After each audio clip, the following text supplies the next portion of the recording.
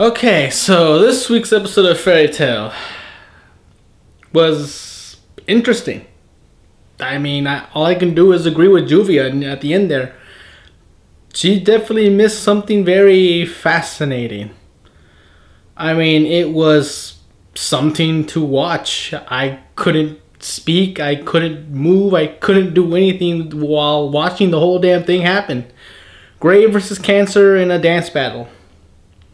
And Gray turning into Michael Jackson. I mean, technically, I didn't think it was bad. I didn't think it was great. I mean, the animation was definitely nice. The way the movements went and all the dancing was definitely well choreographed. But I mean, the very concept by itself just left me shocked. The only question I can come up with right now to ask about that scene was, did anyone else, think like maybe Cancer might be homosexual? I mean, I just want to know. That's ultimately the only question I can come up with for this whole scene. It was just baffling. Either way, everything else I can talk about just fine. Like I said, the episode is following the very poor example its previous episodes have been following, which is, very wonky pacing. I mean, they're showing little bits of other fights going on and just making us expect, which one of them is going to be focused on next episode. But, either way, we finally finish off the scene with Kana and Scorpio, and summoning Gildars. And of course, he's so powerful in real life that in the card game, not only does he power up everyone else from the guild by 1,000,000 attack points, he actually has the effect to destroy everything. I'm not even kidding. Even though Scorpio still has 3 lives left, he can just destroy the whole arena and the game's over.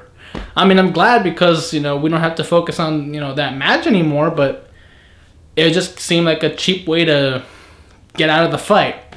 Either way, I have to feel very bad for Levi. I mean, everything's just against her. She's losing this quiz battle, and it seems like she's getting all the wrong answers, and it looks like she's about to be torn to bits by this little shredder at the bottom of the pit.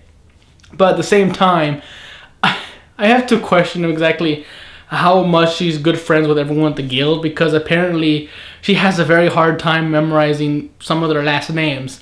And I'm wondering exactly how long she's been in the guild. If it hasn't been long, I guess it's fine. But if you're in a guild, I think memorizing their names is pretty much like one of the first things you do in meeting the other guildmates. Now, I can't hate her for it because I forget names, so I don't know. It just seems weird that she spends so much time with all these people and yet she can't remember one of their last names. But, that's neither here nor there. And then Yukino versus Libra.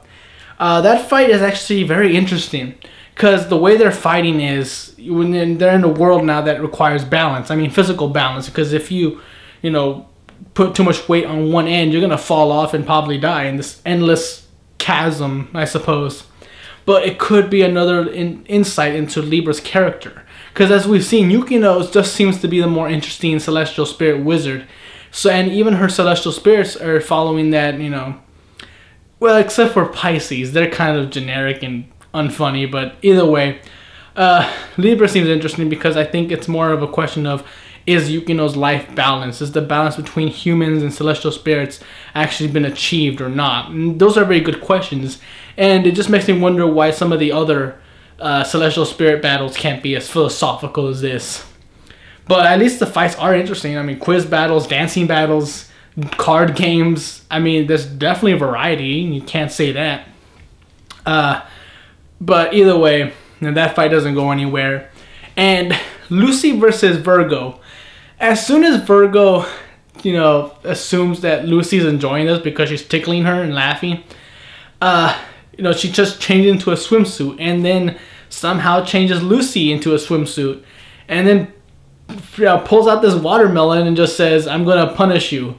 Now, okay, as soon as I saw Virgo versus Lucy, I knew there'd be some fan service during their fight because it's Virgo and Lucy.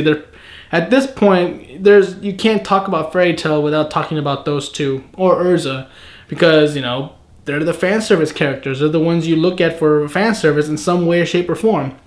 But I'm afraid that their fight is going to be nothing but fan service. Just they're in their swimsuits and throwing watermelons at each other. I mean, again, I'm going to hold off on judging it because I haven't seen their full fight yet. Hopefully I'm wrong. It's going to be actually something intense and suspenseful, but who knows. And the only other thing to talk about is Natsu looking for Loki along with Wendy. Now, they find a secret passage, you know, using Natsu's snows, and I'm wondering if Wendy can do it too. She should be able to do it too. But, you know, they find the scent, they find a secret door, they knock it down, but as soon as they do that, it seems like there's a crack in, you know, the dome or the universe that the princess and Arcadios are in. And I'm wondering if that has some kind of connection, like all the spirit worlds are connected in some way, shape, or form. Because if I remember, Natsu was able to actually get into Aquarius's battle stage from, you know, where he was fighting with Loki. So I'd like to know more about where they are, exactly what kind of world this is. It's clearly not the celestial spirit world, but it's definitely something that is connected with the celestial spirits. But anyway, a 13th door opens, and I'm wondering if that's the giant snake, because we haven't seen him. And if I remember correctly, Yukino describes it as a very destructive force. It has no friends or enemies, it just destroys everything. So I'm wondering exactly what would the opposite of that be. Would it be a helpful spirit? Because, you know, that's pretty much the assumption I'm getting. So it'd be very interesting to see that. So, but still, I mean, it's a 13 mysterious door, and all of a sudden the princess and Arcadios wants to go through it. I mean, I know they want to help, but you should be questioning. It's like, oh, I don't think we should go with that 13th door. It's very, you know, ominous. It's, you know, I don't know what's behind it. You know, we should probably wait for some backup, some, you know, from someone for some, you know, reason, because it's a 13 mysterious door among 12 celestial spirits who have one, you know, they're pretty much a threat in their own way. But either way, like I said, the little tidbits of the other fights going on, those are fine.